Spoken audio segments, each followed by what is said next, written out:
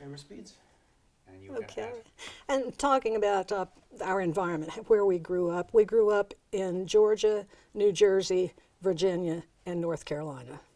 My father worked for Celanese Corporation, Fibers Corporation, and he was a problem solver.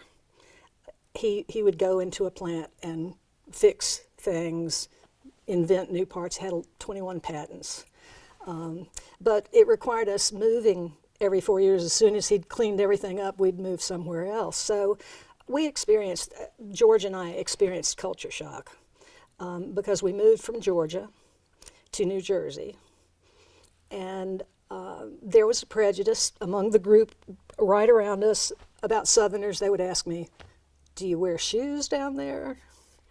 Do you have roads?" And I started being a storyteller. I would just make up all sorts of stories about what happens in the South. But I don't think that move was as hard for George as the move from, from New Jersey to Virginia was not that bad. That was around 1960. He was still young enough to make that transition.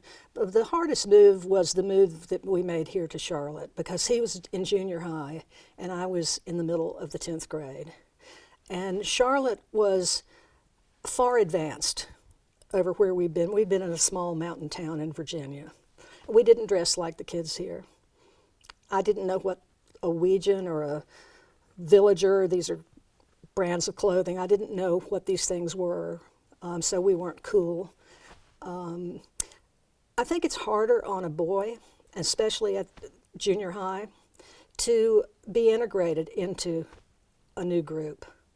There's a lot of competition among boys. And George was not a big sports fan. He was not really that athletic. So he had a very difficult time, and my parents took him out of the public schools, and he went to Charlotte Country Day, and stayed there a few years, and then went to East Mecklenburg High School and graduated. But people were cruel to him. They called him Brillo because of his curly hair. So he started putting dippity-doo on his hair, and then put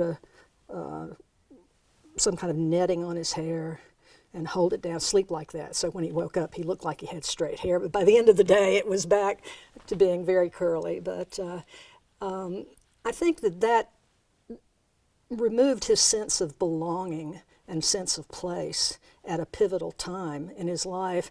And so he floundered a bit and maybe got into a little bit of trouble and had difficulty in school, although he's brilliant. But he finally found, when he started playing the guitar, he found musicians, and he found his bliss, and it was straight up from there. I was going to say, often with creative people, they have mannerisms or a look that sometimes sticks out, which also doesn't help in integrating into just a normal school. Was that the case with George? Oh, absolutely. And, he had mannerisms, and of course, our accent was different. We actually had mixed up kids' accents because we'd been influenced by the North and the South. And so we were the other coming into the situation. Tell me about when he found the guitar then. What happened? When he found the guitar, he reversed the strings and learned to play upside down and backwards. And connected with friends, and they started having band sessions in our basement, which was right outside, the door to the basement stairs was right outside my bedroom. So I don't know how many times I would open that door and scream, "Shut up!" Or, "I'm trying to sleep up here. I have to study. Can't you take the sound down?" He went through different periods. I know the Beatles were very popular, and they were playing Beatle music. And I really didn't like Beatle music when they first came out. I love them now, but I didn't care for them at first. And there was a learning curve. They were trying to find what kind of music do we really enjoy listening to and playing, and how to get your feet tapping together and start at the same time. And so those were the real formative years that happened in the basement on Burlwood Road. And and what kind of music did he ultimately end up playing, or were they kind of jamming and just trying to find what it was? Well, I think they were jamming. I think a lot of it was almost like automatic writing.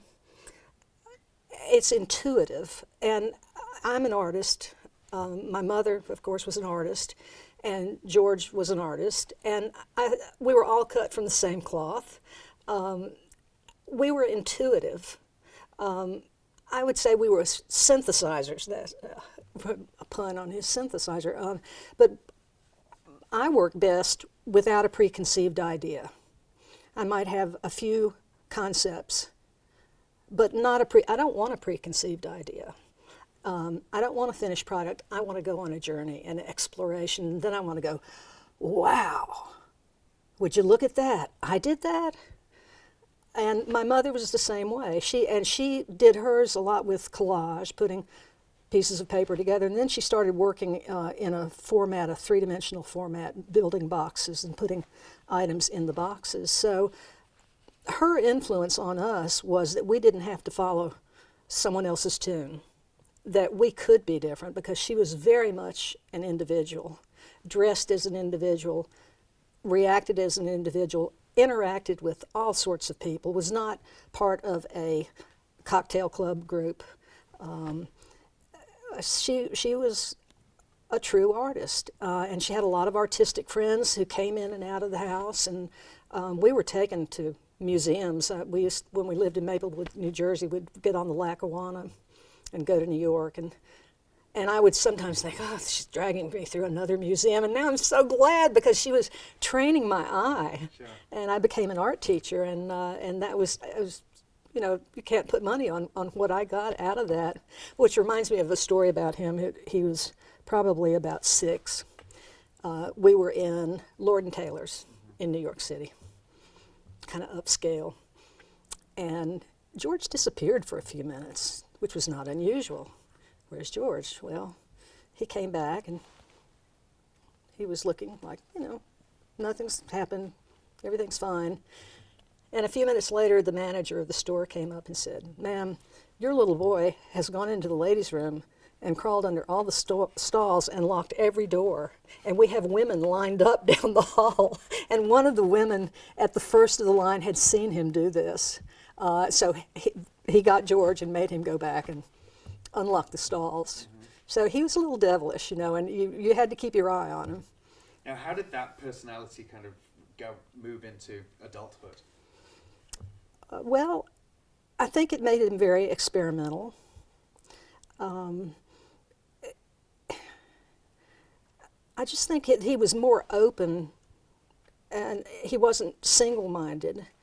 He was very open and very, very humorous, and I think the humor comes across in his music.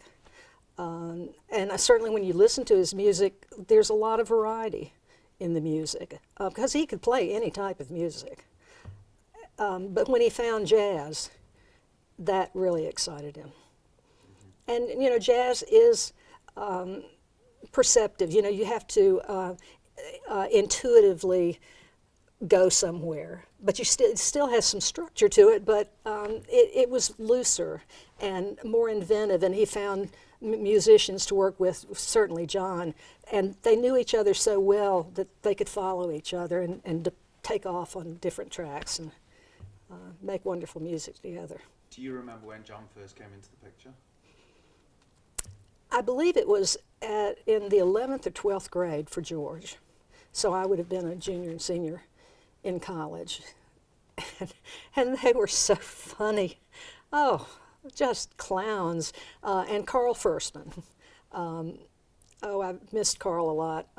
Carl liked them very much and was playing music with them, and had really been kind of taken on, even though he was a little younger. They took him on, and he was learning a lot from them, but they were so silly together. They called themselves the Three Turkeys, and they went on the radio as the Three Turkeys, just acting outlandish. I remember one scene I was sitting in the kitchen eating, and we had an island in the middle of the kitchen, and here came the three of them, and they'd been marching through the house, you know, up the stairs, through the different rooms, all around the house. Then they came into the kitchen, and they started going around that island, and they were going up, down, and they were using lyrics from the Bonzo Doodah Band. and then working some of their own into it, and with little funny voices. And you know, when you see something like that, you can't help but have hysterics. You know, you could be mad, and that walks into the room, you're happy. So he would, I think he was sensitive enough with people to know how to bring people up. He just had a very up attitude. One little doodle he wrote that I liked a lot was, "It's so easy to float away when you're not tied down." He helped people flow away and loosen their knots. People love to be around him for that. Do you think he did that with John? Ghost. Ghost?